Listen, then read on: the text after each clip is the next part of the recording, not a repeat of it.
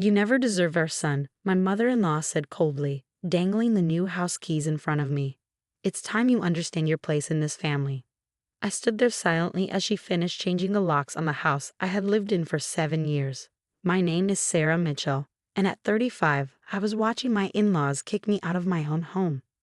The situation would have been almost funny if it weren't so frustrating. "Nothing to say," my father-in-law mocked. "No tears. No begging. I thought you put up more of a fight." I adjusted my bag and smiled. "No need. Maybe you're right. I never deserved your son." The confusion on their faces almost made up for the humiliation of this moment. Almost. From the day I married David, they made it clear I wasn't good enough. I was just a middle-class girl who had somehow married into their wealthy family. They never let me forget it. Not at family dinners, not during holidays, and certainly not during the many family meetings where they criticized me as a wife. "Well," my mother-in-law huffed, disappointed by my lack of resistance, "at least you finally understand. David will be better off with Madison anyway. She comes from the right kind of family." Ah, Madison. The family friend who had been hanging around David for the past year. The same Madison who had secret lunch meetings with him, sent late-night texts, and slowly crept into my marriage. The perfect woman for their perfect son. Everything they thought I wasn't. As I turned to leave, my mother-in-law's voice stopped me. "Don't think about claiming anything. David was smart enough not to put your name on any property or accounts. You'll leave with nothing, just like you deserve." I nodded and walked away as they celebrated their victory. What they didn't know, what David didn't know, was that I had seen this coming long before they did.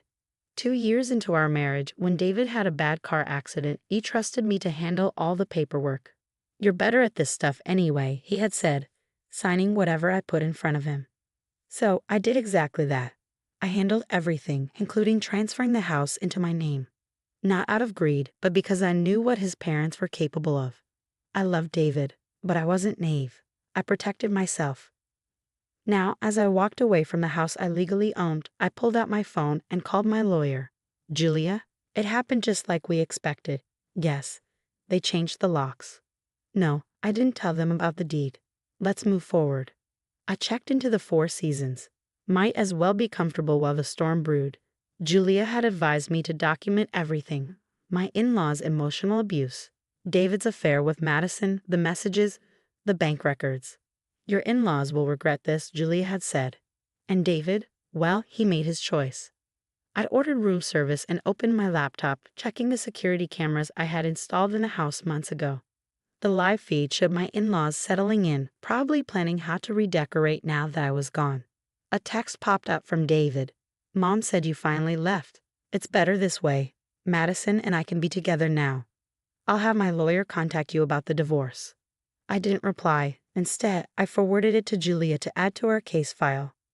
3 days. That's how long Julia said it would take to finalize everything. 3 days before they realized their mistake. Sipping my wine, I watched the sunset from my hotel room. Soon David and his parents would learn the truth. The house, the cars, even his boat. They were all mine. Legal, documented, and untouchable. My grandmother always said, I murmured, raising my glass, "The best revenge is letting people think they've won." I smiled. In 3 days, they would understand why I hadn't fought back. I had already won. That night, I slept better than I had in months. Letting go of a life where I was never accepted felt freeing. Tomorrow would be chaos. But tonight, I could finally breathe. 3 days passed quickly. Through my security cameras, I watched my in-laws and Madison turn my house into their dream home. They replaced my photos, moved my things to the garage, and acted like I never existed. On the 4th morning, I got dressed in my favorite black dress, styled my hair, and headed to meet Julia at the courthouse. It was time.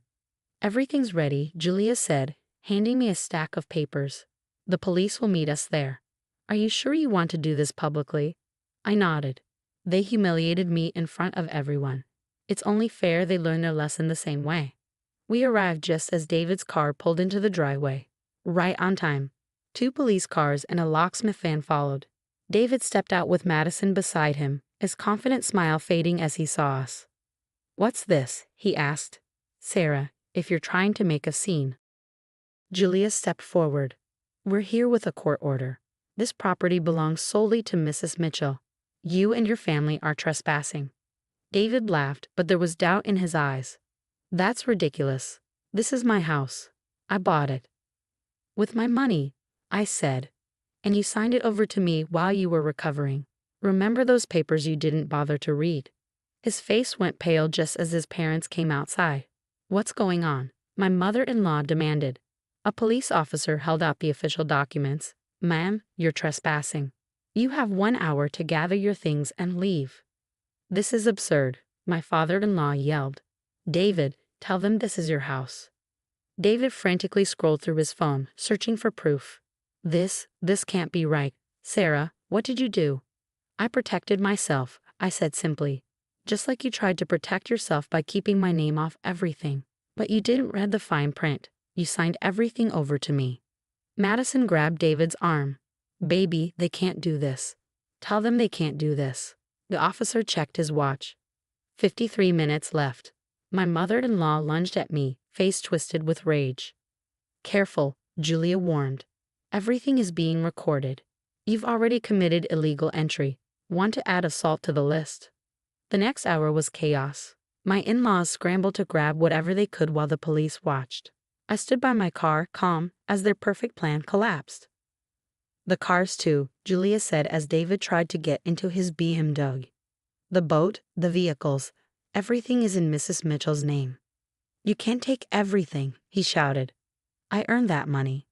I opened a folder. Here are bank statements showing how you've been draining our accounts for your secret life with Madison. And here's proof of the money your parents tried to transfer out last week. Should I keep going? Their faces showed pure defeat. Madison was already calling in Uber, suddenly uninterested now that David had nothing. As they loaded their last belongings into my father-in-law's car, the only one in their name, David turned to me. Why? He asked, his voice hollow. Why did he just tell me you knew? I looked at him for the first time in months. Because you didn't deserve a warning. You and your family spent years making me feel small, like I wasn't enough. You never thought I was smart enough to protect myself. That was your mistake. The locksmith finished changing the locks, ones only I had the keys to.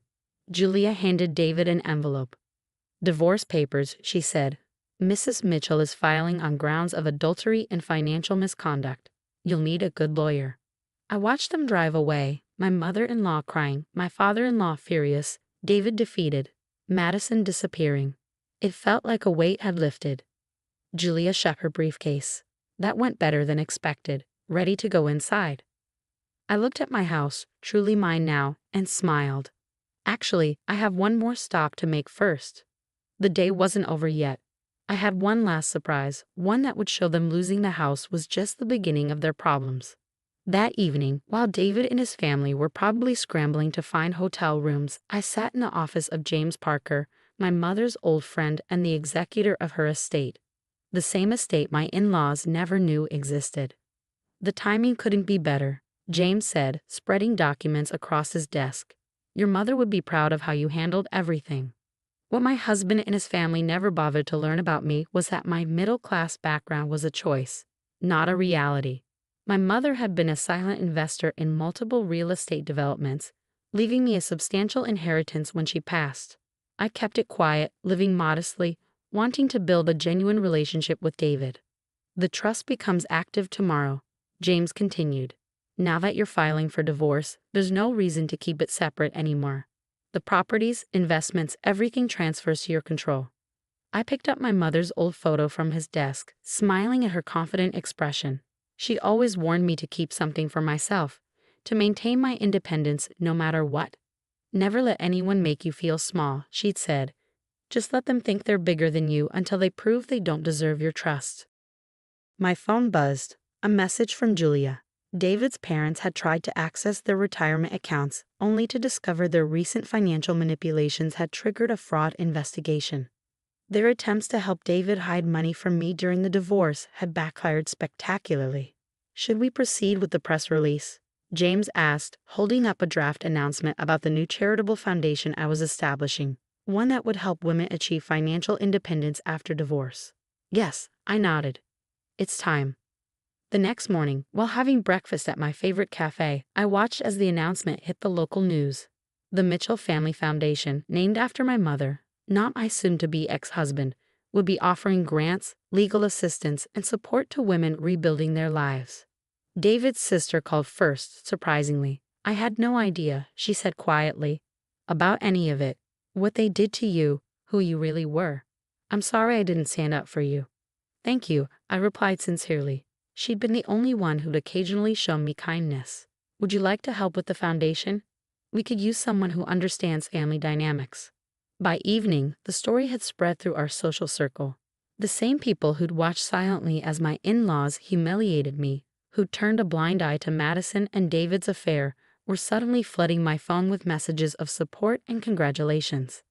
I declined all their calls except one, from my elderly neighbor, Mrs. Chen, who'd been the only person to warn me about Madison's frequent visits while I was away. You did good, girl, she said warmly. Your mother would be proud. A week later, I received a letter from David. He wrote about regret, about realizing too late what he'd lost, about hoping someday I could forgive him. Madison, he mentioned, had already started dating someone else.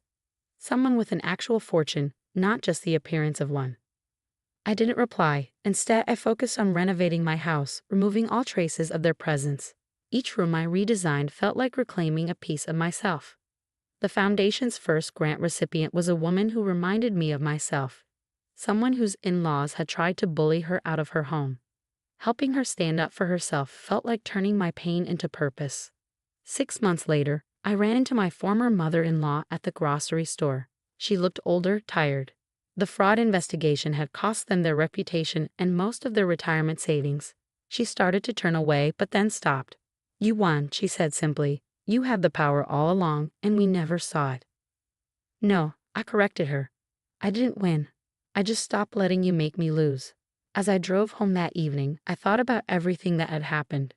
My mother had taught me that true strength isn't about fighting every battle. It's about knowing which ones are worth fighting and being prepared when they come. I parked in my driveway, looking at my beautiful home, now truly mine in every way.